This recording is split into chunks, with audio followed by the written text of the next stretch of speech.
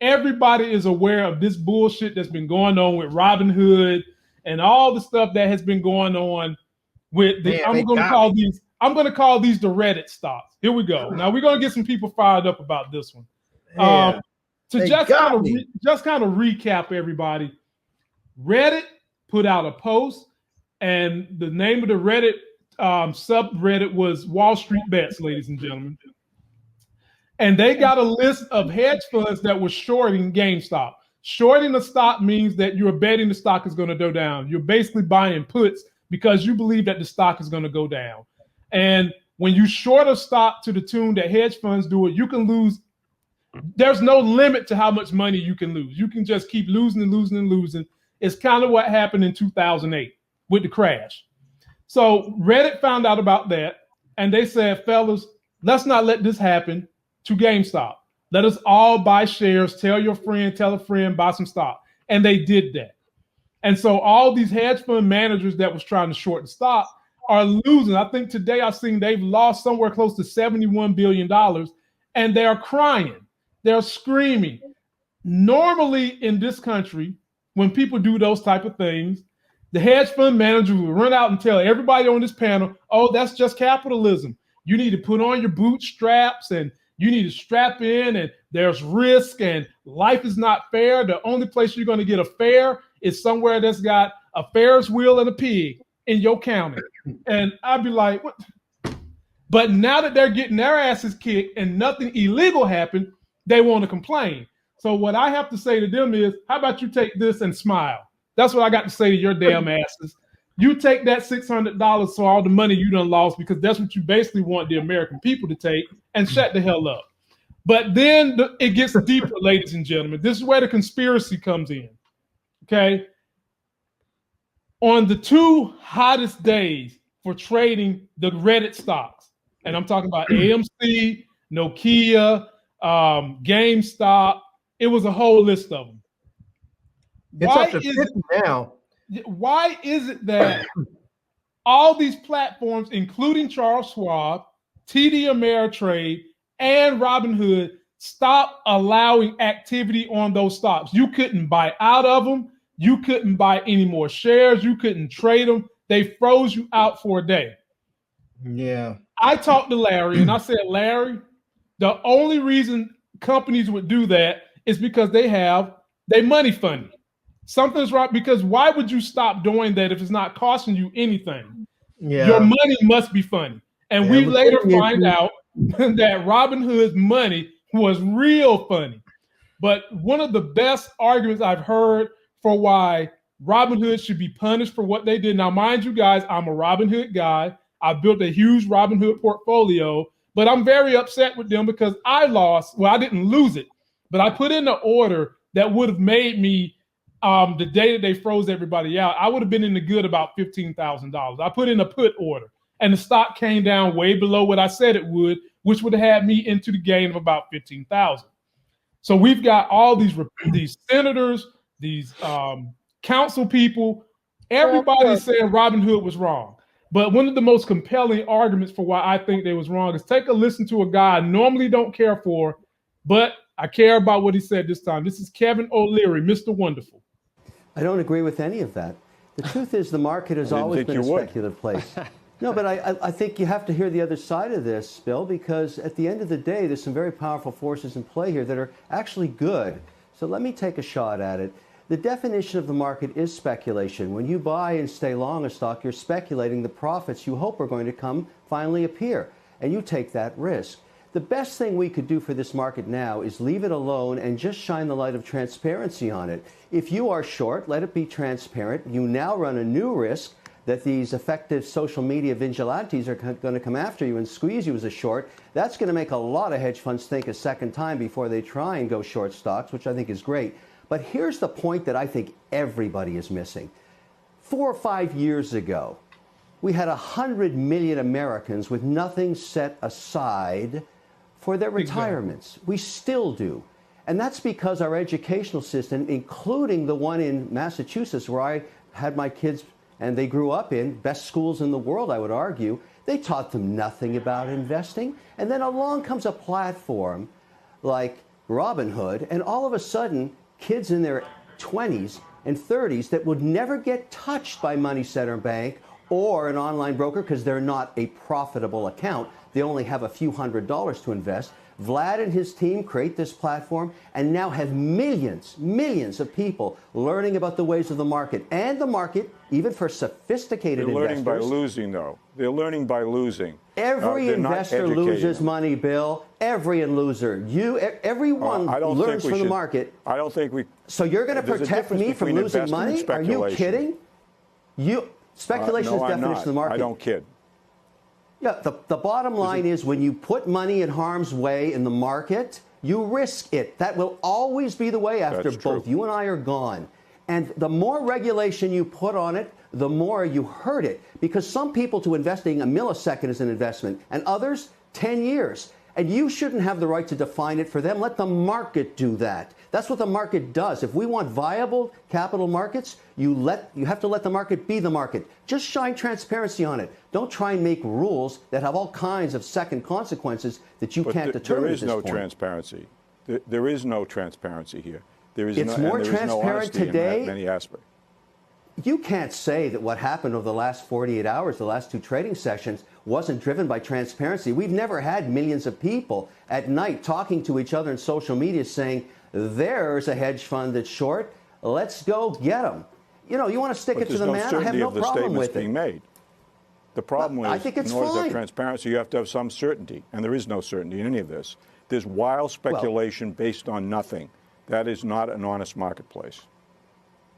I'm sorry, but you're going to have to live with speculation. You're always going to have speculation. I can live with based on investing. Rationality. Rational speculation is one thing. Dishonesty. How do you know that GameStop executives aren't going to take advantage of this situation and build a brand and make a pivot, just like Netflix did when they were shipping out CDs in the mail? You don't know. Because they've shown you have no idea. Either do I. They haven't even raised any capital on it. If they were going to be doing that, why wouldn't they be raising capital now to try to do that? They're not. Well, maybe they will. We don't know. That's the market. My whole point is if they can raise capital at these prices, they should. So normally I don't like Kevin O'Leary, but he made fantastic points. Don't now all of a sudden start this regular. Now, if you're going to regulate shit, you need to go back and back tax all the hedge funds for all the years they've done this same thing. And I'll tell y'all how they've done this. They have these dinners that they set up. How do I know? I've been invited to one. But they cost thousands of dollars where they get you in this dinner. They tell you these are the stocks that we know we're going to short. Then we're going to turn around when they dip and buy them back up, and we're going to make you a lot of money. Now, y'all ain't hear that from me, but I do know. They've been doing it for years. Now, why is it a problem all of a sudden when retail investors have the opportunity to get back in this game and make a life game with their money? You see, the problem that no one ever thought about, and this is what Larry does for a living, he teaches you tech. Tech has been the ultimate measuring stick against this thing they call capitalism that is not perfect. But they will tell you it's the greatest system on earth when they're sitting there and the rich keep getting richer and everybody else falling off the map. But the minute they lose 2 cents, they're ready to go begging to the government that they claim they hate so much, that taxes them to death so much, and get a bailout.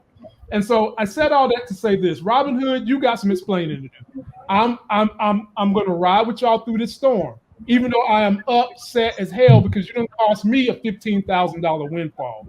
But there's growing pains, and what you guys did was dead wrong.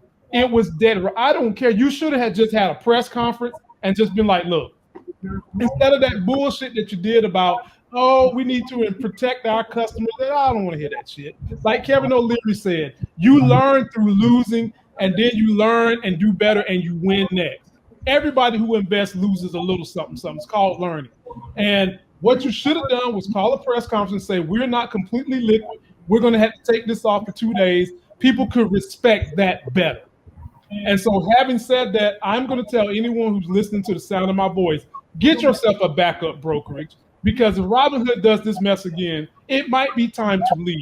They named themselves Robinhood because of the spirit of the fictional character Robin Hood, who would go and steal from the rich that was pillaging the poor people and give that money back to the poor. So they wanted to do that in a tech type scheme, and it was starting to build some steam until y'all went and pulled this mess. And then you did it today when Elon tweeted about cryptocurrency and Dogecoin was going through the roof. You was limiting people's ability to transfer money. That is BS. You can't have that again. The floor is yours, Larry. Yeah, man, this really just pissed me off because they stopped trading on BlackBerry, and I had an option that was expiring today on BlackBerry, and as you know, I've held BlackBerry now for a couple of months now. It's been a while.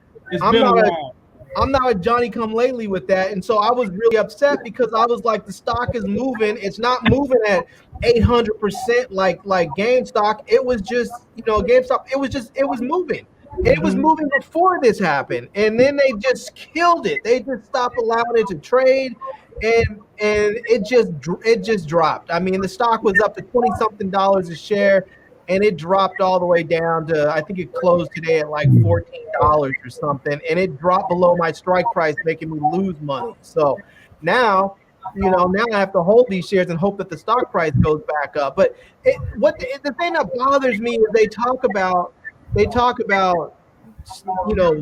manipulation. And this guy's saying, oh, this is not, that people are doing stuff that's wrong and not fair and whatever else. And I'm like, no, what's happening is that Wall Street for so long has had this insider bubble, this insider information group, and I'm not talking about insider trading, but just they've always just sort of hoarded all of the information.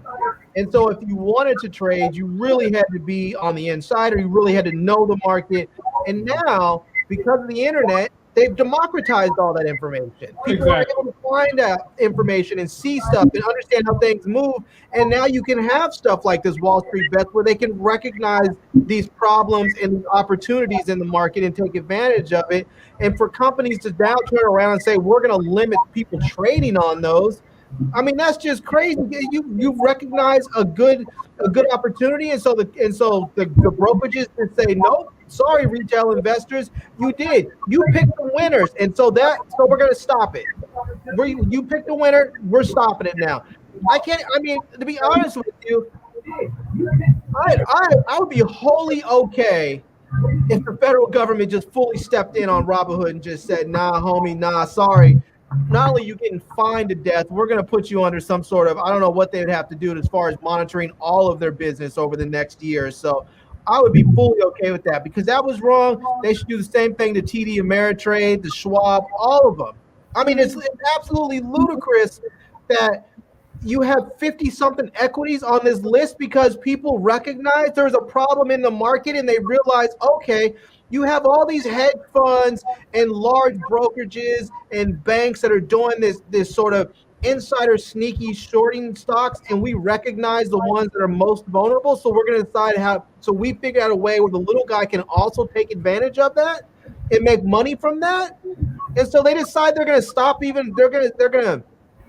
just going to stop allowing people to trade those equities. And it's just lunacy. And now they're talking about some company that releases the information on which companies are shorted the most. They're talking about they're going to stop releasing that information. I mean, and wasn't homeboy up here just talking about transparency, Larry? His ass just got up here talking about transparency, and now you're not going to be transparent in releasing that data, but the hedge fund's still going to get it. Right, and this is the thing. I understand what people say when they say anytime you put your money into the market, you're taking a chance. It's a risk. It's a gamble. I understand that, but here's the thing: is that you expect that you put your money out there with the rules that are going to remain the same. If you went to Las Vegas and you sat down to play blackjack, and you're thinking, okay, the rules are I need to get to 21 or whatever below that, and all of a sudden you hit 21 and the dealers say, nope, we switched the rules now. It's 23. The dealer has 23. He wins. You would be like, what the, That's basically what they absolutely said. crazy. That's what they did. The rules. Yeah, exactly. Yep. So T-Streams, I'm gonna give it to you, T-Stream, but let me show y'all how much Larry is a superstar. One of my favorite politicians sent my man a letter.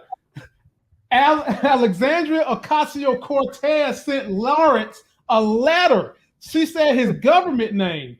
And she says to Larry, the Wall Street elites are in a frenzy this week after young traders on Reddit decided to hedge their own bets on the stock market, resulting in struggling companies like GameStop seeing their stocks skyrocket in value and causing massive losses for wealthy investors. Now, at the instance of Wall Street, trading platforms like Robinhood and TD Ameritrade are restricting trades, thereby allowing certain traders like hedge fund managers to keep buying and selling normally, but freezing out all others. The wealthy and powerful have always claimed our country's free market is the cornerstone of American dream. Well, if it is, then everyone should be allowed to participate. Now, T-Stream, is that not what I just said? I mean, it's not what I just said. The floor is yours, T-Streams. Yeah, check this out. This right here is nothing short of wrong. It's no way to sugarcoat it. It's no way to explain it in any different way. Anytime you're going to prevent normal Joes like you and I from doing, from doing what we choose to do with our finances, as in placing bets and putting risk on our finances in this market so that hedge fund owners can capitalize because they took it, is nothing but wrong. Now, we live in the United States of America. The United States of America is progressive, or at least we should be progressive. It was just a matter of time before the younger crowd, this is who they're blaming it on, that the young traders would find a way to make things work for them so that they can get a piece of this American dream. Mm-hmm. And by doing so, you penalize them. All right. So I think, I really think this was just, the whole thing was just a whole bunch of BS. All right. I highly, highly believe there's nothing in my gut that's telling me otherwise.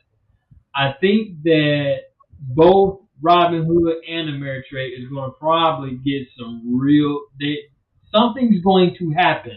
All right. Because I'm going to tell you what's getting ready to happen now. These young traders, they see that this works. All right. Now they're not doing anything illegal, but just using the social platform or the platform that they're using is no different from me going to Facebook with some type of influence and saying, look, everybody, hey, we should all invest in this.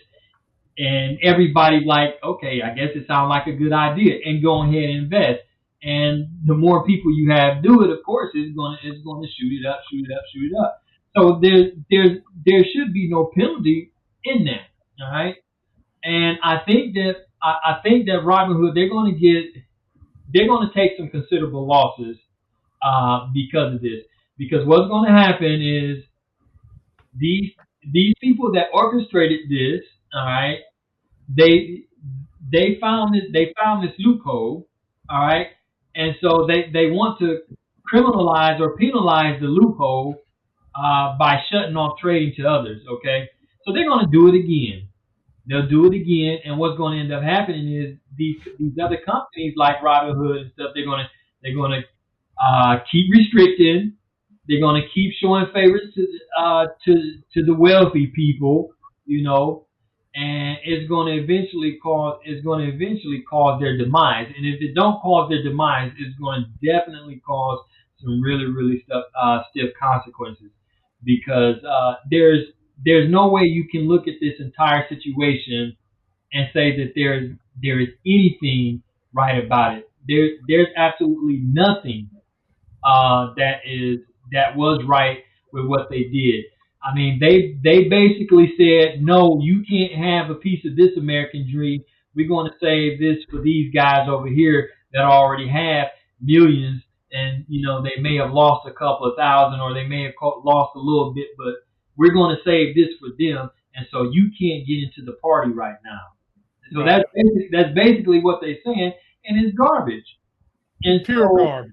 Yeah, and so there's going to be some consequences behind it, whether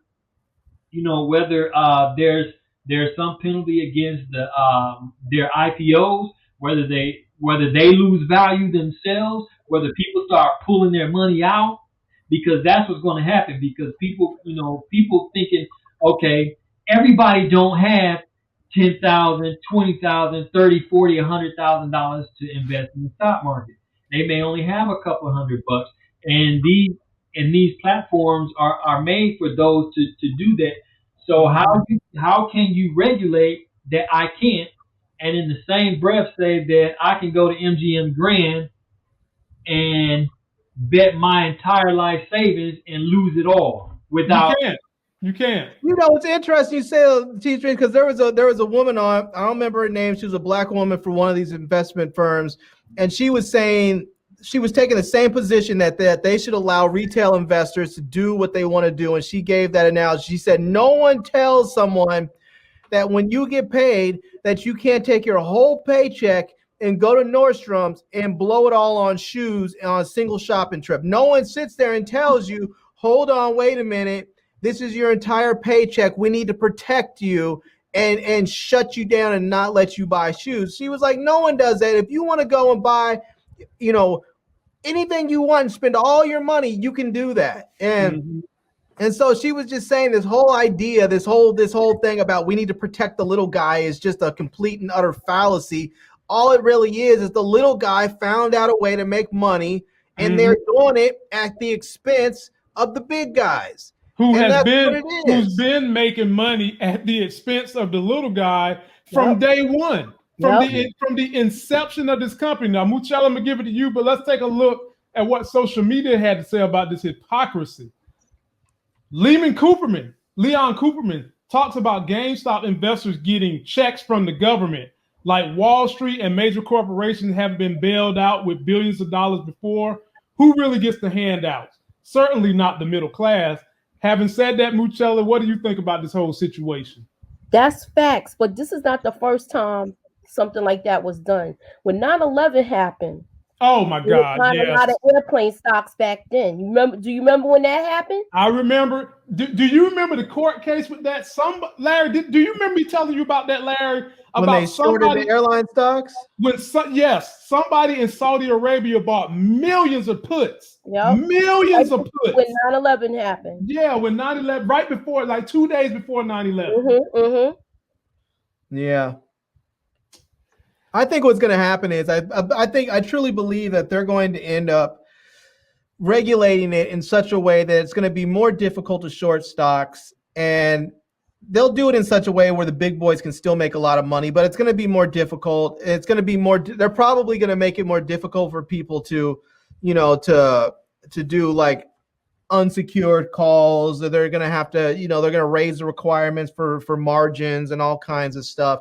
They're going to make it more difficult for retail investors to invest. I think that's ultimately what's going to happen, because they're going to put it off as they're going to present it to us as we're protecting the little guys. We don't want the little guys to lose all their money, so we're going to make it more difficult for them to get into this situation in the first place. When really, ultimately, what they're going to just be doing is making sure that they can't democratize the Wall Street and investing, and making sure that the big guys can continue to do what they want to do, when they want to do it, how they want to do it, without having to have any interference from people like Wall Street bets and the average everyday retail investor. I mean, I think that's what's going to ultimately happen.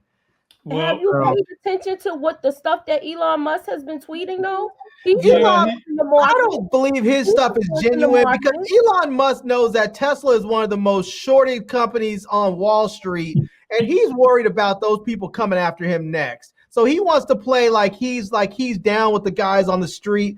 He wants to seem like he's just cool and everybody, look, Bitcoin over here, Bitcoin, everybody. I said Bitcoin. It's just misdirection. He knows his company is like the most shorted equity out there, and he's afraid that they're going to come after him next and drive the damn stock price up to $3,000 a share, and all these short people are going to lose it. His company's going to start going haywire. He's just scared. I don't believe, don't get me wrong. I like his cars. I think he's doing some wonderful things. I don't trust Elon Musk. I think his position on that is fully disingenuous. So but here's the thing. Most of those guys in Silicon Valley do not like the hedge funds. And there's some truth in what Larry's saying about Tesla used to be one of the top shorted stocks. They are no longer. But the problem with Tesla is there are so many fanboys in Wall Street bets that do love Tesla. When Tesla had not the last run up, but the run up right before Tesla had to split, a lot of the noise was coming from Wall Street bets. And I can remember me and Larry sitting here talking about, man, how high is this thing going to go before it split? And do you remember, Larry? It got to $2,000 a share. Yeah. But a lot of the Silicon Valley guys have came out and made statements in favor of the little guys should have been able to invest, and they don't have a problem with what Wall Street Bet is doing. Kevin O'Leary, he's a tech guy. Chopmouth Poplatia, who owns the Golden State Warriors, came out and made a statement. Dallas Mavericks owner came out and made a statement.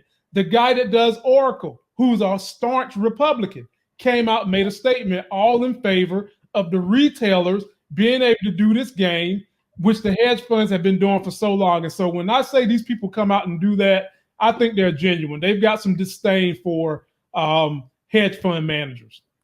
And I don't think anybody managers strong on Robinhood and on those apps. Do I think so? Yeah, I think.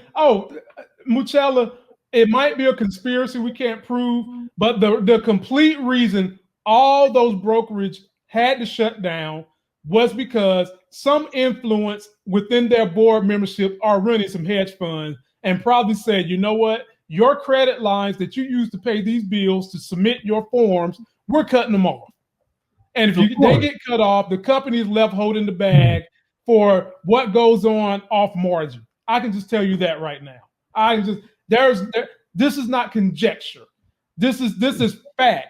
3 of these companies have board members who are hedge fund managers. And you don't think that they came in there and said, come here, buddy, let me see it. I'm your daddy. You're not going to be in my house talking that mess to me. Sit your little ass down there for a day, you in timeout. And so is your customers. 100% believe it. 100%. When I said that, I feel like they were strong on. Like, you know what? You're going to sit right here and you're going to be able to let people buy when I tell you to. Yeah. Yeah. I mean, I think they're going to have to go in at some point. I think the government's got to step in, and they're going to have to put some regulation in place that says you can only, for one, they're going to have to do something where they say companies can't have their stock shorted at 150%. Like, you can't have, 10 million shares of stock available and there's 15 million shares shorted. You just can't do that. Can't do it. They're gonna have to go ahead and stop doing that. They're probably gonna have to put some regulation in place with these brokerage firms to say they're gonna have to increase their liquidity so that this doesn't happen again, where they don't have money to cover these bets and they have to now turn around and go borrow money and stop investors from actually trading because they don't have enough money to cover all the calls, the options, and it's just. And the other thing is too is that if you want people to trade on, if you want to give people the ability to have margins, then find another way to secure it. Make them put a credit card on file or something. Right. That's what I was saying the other day. If if you're having liquidity issues with the margin, just turn off margin or make them have a credit card on file that is always available. Simple as that, man.